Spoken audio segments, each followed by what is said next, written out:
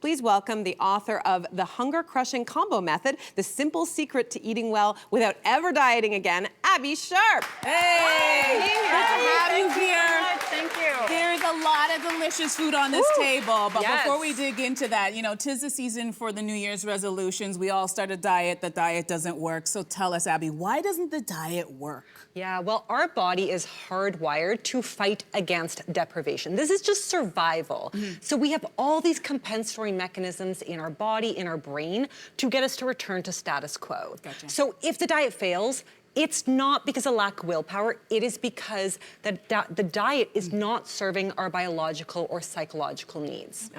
Yeah. Well, you have a different approach, which is called the Hunger Crushing Combo Method. So explain that for us. Yeah, so this is super simple science, but a massive mindset shift. So all these New Year's diets are gonna tell you to cut something out that you love, whether that's sugar or fat or pleasure. This puts us in a state of scarcity mentality that always triggers overeating and obsession and binging, and then we just kind of throw in the towel.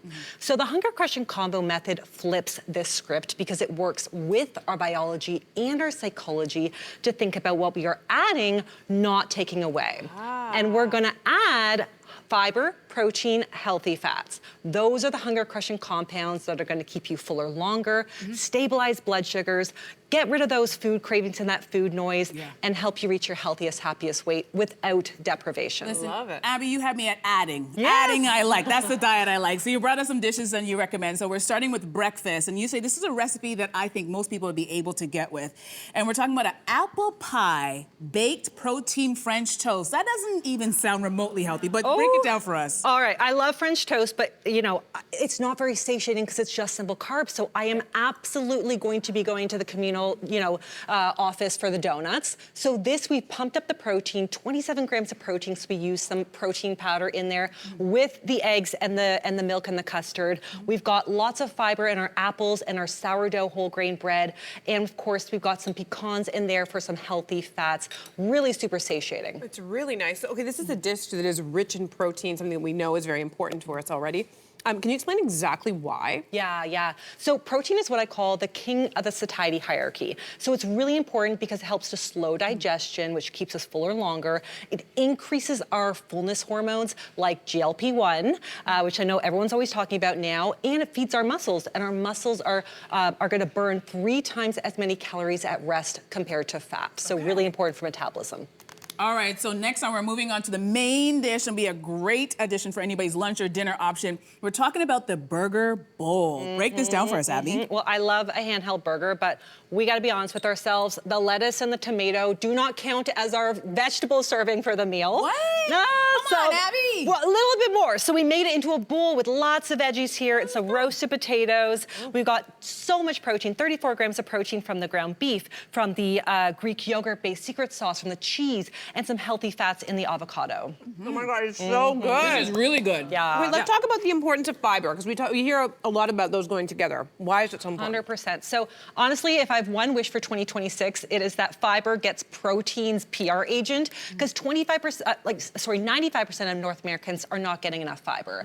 It's so important. It slows digestion, great for heart health, feeds our gut bacteria, and it has the lowest calorie density out of any other food that we eat. So it means we get big volume for fewer calories. Okay. All right, well, since so many of us are not getting enough fiber, what are easy ways so we can get more fiber into our diet? Yeah, so I just want you to think plants. How can I add a plant to this meal, right? Can I swap out my meat for a plant-based option, like maybe bean tacos instead of chicken tacos? Can I add some fruit to my yogurt or my oatmeal? Can I add bagged salad to pizza night? Just think plants. Oh, those are great suggestions. Okay, so you have another great snack for, like, a lot of us are familiar with the 3 o'clock slump, where we're grabbing things. So tell us about these cheesy, savory muffins and what makes them actually so healthy. Yes, so I mean, muffins do not have to necessarily be sweet. So we pumped these up with cottage cheese as the base. So lots of protein here. Good, right? Yeah, so we got some broccoli in there for some fiber. We've got almond flour for our healthy fats. Super versatile little recipe that you can switch up the veggies if you'd like.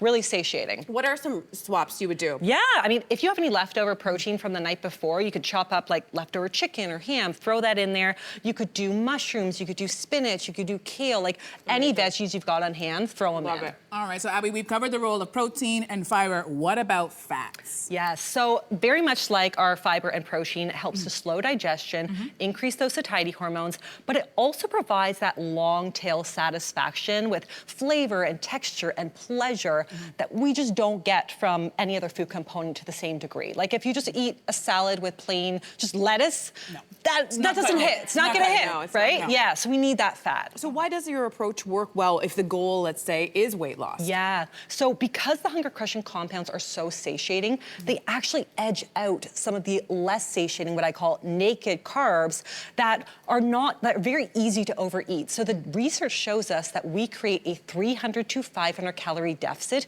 without even trying, without going into that scarcity mentality. That's fantastic. Yeah. All right, so our last one, I've been eyeing it since we got out here. It's called the German cake black bean brownie bite. Now, what makes this a nutritious snack as we dive into it? Oh yeah, super fudgy. So of course we have what I call dual citizens because black beans have fiber and protein. Okay. Yes. Sorry, we're both looking at I you know. like, Yes. And obviously so much nutrition here. We got almond butter, we've got coconut, nuts, almond flour. So these have variable amounts of fiber, protein, and healthy fat. So massive amounts of nutrition in a tiny little bite. Those are so Delicious. good. Okay, so what are there some ingredient swaps for this recipe? Yeah, you could totally add, you could do like a chocolate protein powder if you want even more protein in there. If you want to make them school safe for the kiddos, you could always do like a sunflower seed butter and just like amp up the seeds, do some hemp hearts, chia, flax, add even more fiber that way. I love Very it. versatile. So are there any other suggestions you would have when we hit that 3 o'clock slump? Yeah, I think the big mistake people make is they're not actually eating enough food at lunchtime.